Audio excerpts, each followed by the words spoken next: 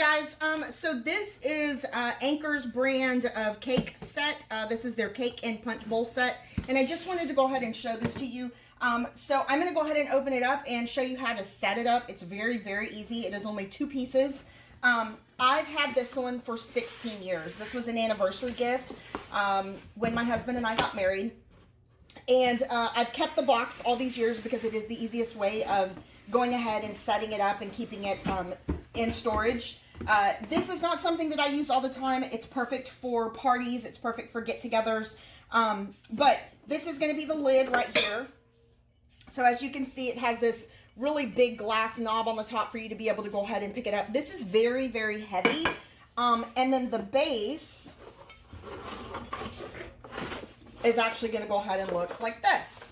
So if you had it for a cake, you would actually go ahead and place your cake here, and then this would be the glass that you would put on top. Okay, so something very, very simple like that. If you're wanting to use it as a punch bowl, you simply go ahead and flip this around, make it the stand, and then you've put this on top upside down, and then now you have a punch bowl.